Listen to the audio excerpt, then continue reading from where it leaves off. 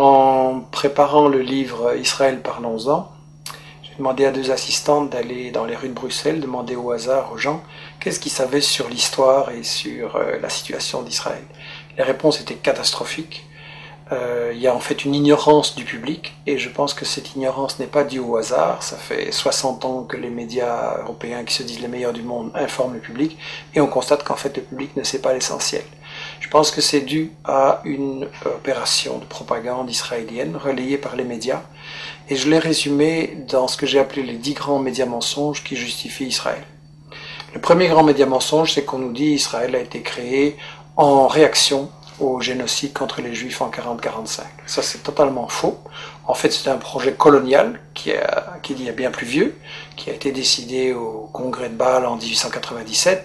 Le mouvement nationaliste juif décide de coloniser la Palestine. À ce moment-là, on emploie le mot colonialisme, il n'est pas du tout honteux. Et ils font appel aux puissances coloniales de l'époque pour qu'ils se rendent compte qu'ils ont besoin d'être protégés.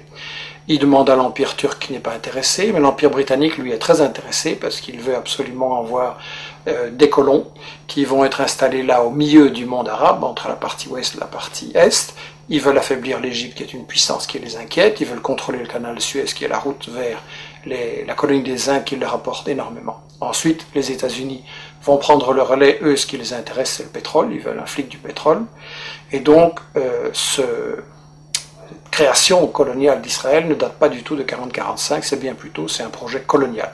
Il faut rappeler qu'à l'époque, les puissances coloniales européennes se partagent l'Afrique comme un vulgaire morceau de gâteau. Il y a une conférence à Berlin en 1885 avec l'Angleterre, la France, le Portugal, la Belgique, l'Allemagne.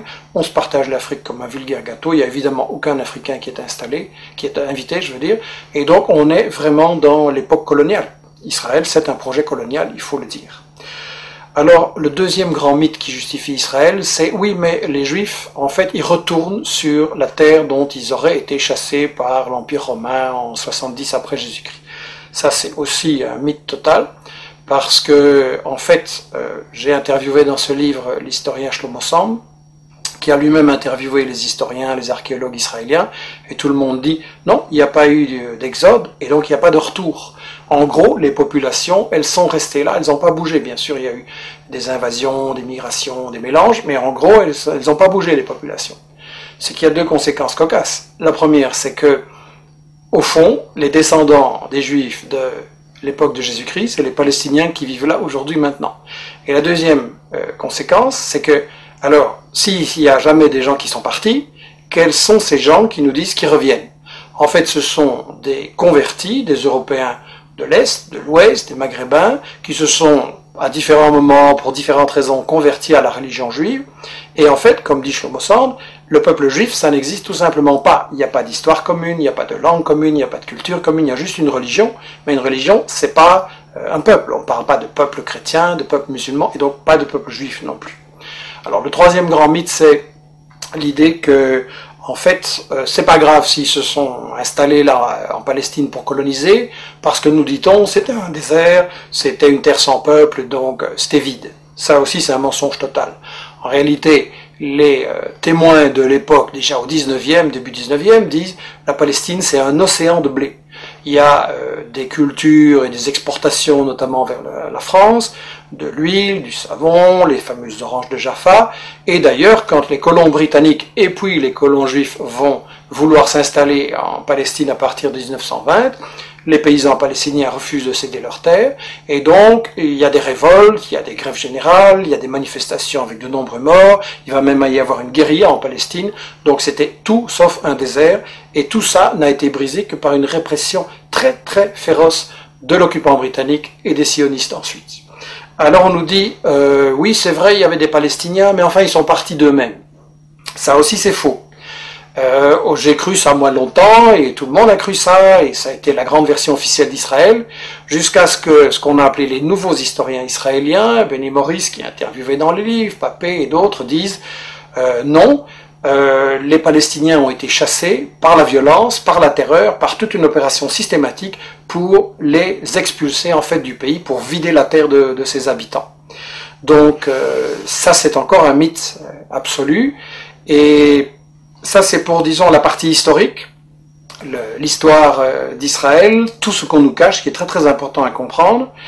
Et ensuite, ce qu'on nous dit sur la période actuelle, c'est que de toute façon, Israël, c'est la seule démocratie au Moyen-Orient et que donc il faut la défendre, c'est un État de droit.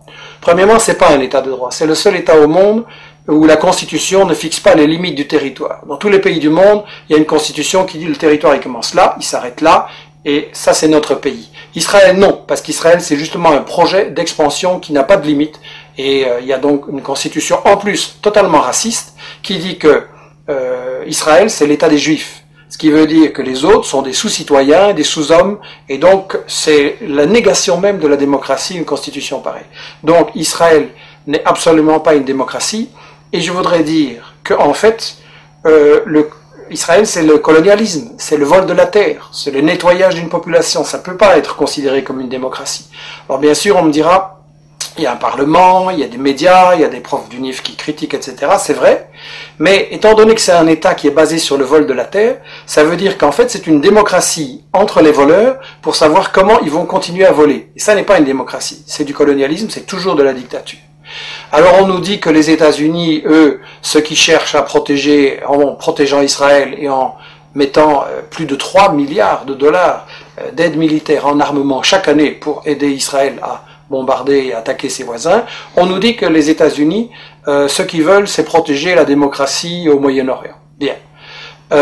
Si les États-Unis étaient pour la démocratie, ça se saurait parce que c'est eux qui ont mis en place et qui protègent les dictatures épouvantables de l'Arabie Saoudite, du Koweït, le tyran Moubarak avec du sang sur les mains. Donc en fait, ils ont installé tout ça. Et eux, ce qui intéresse les États-Unis dans Israël, c'est pas du tout la démocratie, c'est en fait le flic du pétrole. Et ça, dans le livre, Chomsky, Samir Amin l'explique très bien, et d'autres, les États-Unis veulent absolument contrôler le pétrole, donc le Moyen-Orient. Ils veulent briser tout État qui pourrait résister à ce projet et qui n'accepterait pas de donner son pétrole pour rien. On l'a vu avec les guerres d'Irak, on l'a vu avec d'autres agressions. Seulement, les États-Unis ne peuvent pas attaquer à tout bout de champ tous les pays du Moyen-Orient qui ne leur plaisent pas. Donc ils ont besoin de ce que Chomsky appelle dans son interview le flic de quartier. Israël, c'est ça, le flic de quartier. Dans le temps, les États-Unis avaient le Shah d'Iran, une dictature épouvantable qu'ils avaient imposée en renversant le premier ministre élu, Mossadegh, en 1953, et donc ils ont installé une dictature épouvantable. Mais ils ont perdu l'Iran, et donc maintenant, il ne reste pratiquement qu'Israël, et c'est pour ça que les États-Unis protègent Israël, alors que celui-ci viole le droit international, viole les conventions de l'ONU, viole l'égalité entre les êtres humains. Donc c'est clair, ça doit être clair, c'est une guerre économique ce qui est mené là par les États-Unis. Alors l'Europe, elle se prétend plus neutre, elle prétend qu'elle est à la recherche d'une solution entre les Israéliens et les Palestiniens. C'est absolument faux. Solana, qui était le ministre des Affaires étrangères de l'Europe, a déclaré il n'y a pas longtemps à Israël, vous êtes en fait le 28e État membre de l'Union européenne. C'est l'industrie européenne de l'armement qui finance et collabore avec l'industrie israélienne de bombardement, de l'armement, pardon. On a des gens comme Lagardère en France et Dassault qui sont tout proches de Sarkozy et qui collaborent avec l'industrie de l'armament israélienne. Et en plus, lorsque les Palestiniens ont élu leur gouvernement, l'Union européenne a refusé de le reconnaître. Elle a clairement donné le feu vert à Israël pour bombarder Gaza. Et donc là, ça doit être très clair que quand Netanyahou, Barak, Olmert et tous ces gens-là bombardent les Palestiniens, c'est Sarkozy, c'est Merkel et c'est les gouvernements européens en même temps qui bombardent. Ça, c'est quelque chose qu'on doit dire clairement à notre opinion. Alors, quand vous dites ce genre de choses, quand vous racontez la véritable histoire de la Palestine et d'Israël, quand vous montrez les intérêts scandaleux des États-Unis et de l'Europe, alors tout de suite, évidemment, on essaye de vous fermer la bouche en disant que vous êtes un antisémite. Enfin bon, disons un raciste anti-juif. Il y a une chose qui doit être très claire. Quand on critique le gouvernement d'Israël, on n'est pas raciste anti-juif, au contraire, on critique un gouvernement qui nie l'égalité entre les êtres humains, entre les juifs et les musulmans. Et donc on veut au contraire que soit possible un avenir, une paix, une entente entre les juifs, les musulmans, les chrétiens et les laïcs au Moyen-Orient, et c'est pour ça qu'il faut arrêter le gouvernement d'Israël dans ses crimes, parce qu'il ne fait que semer la haine, et c'est sa stratégie, semer la tension, semer la haine. Alors là, ils répondent, et les médias relayent souvent l'idée, oui, mais les Palestiniens sont violents, c'est du terrorisme, etc. Je voudrais dire une chose.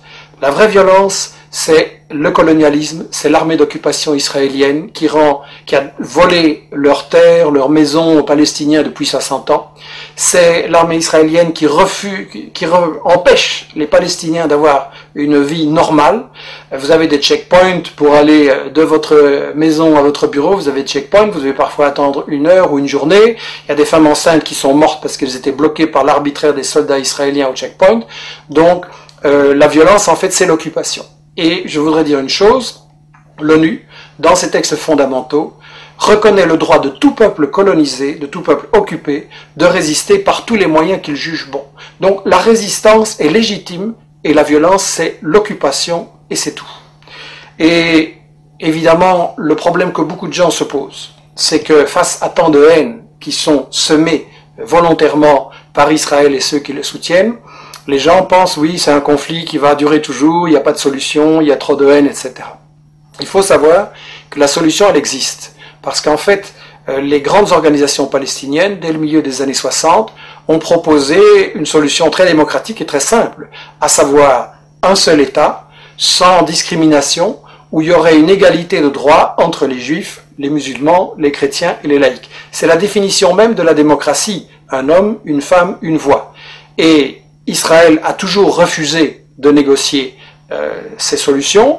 Qu'est-ce qu'il a fait? Il a emprisonné ou assassiné non seulement récemment les dirigeants du Hamas, mais aussi les dirigeants du Fatah ou du FPLP ou du FDPLP. Donc en fait, Israël refuse de négocier, Israël refuse une solution qui est évidente, et il faut donc se demander pourquoi. Et la seule raison, je l'ai dit, c'est que Israël sert aux États-Unis de flic du pétrole, et donc c'est une guerre économique, c'est une guerre pour le pétrole, c'est une guerre pour les multinationales, et la seule chose qui peut arrêter ça, c'est la pression de tout le monde, des citoyens en Europe, en Amérique latine, en Afrique et au Moyen-Orient et partout, la pression sur les dirigeants politiques qui sont complices d'Israël, la pression sur les médias qui, il faut le dire, ne disent pas la vérité, et ça veut dire, par Internet, avec des initiatives comme celle que nous lançons, la lettre d'information sur la Palestine, etc., que chacun fasse l'information, rétablisse la vérité, démasque les médias mensonges et les mythes justificateurs d'Israël, et en appliquant cette idée, nous sommes tous des journalistes, on arrivera véritablement, je pense, et assez rapidement, à une possibilité de négocier et de trouver une solution pour établir la paix au Moyen-Orient.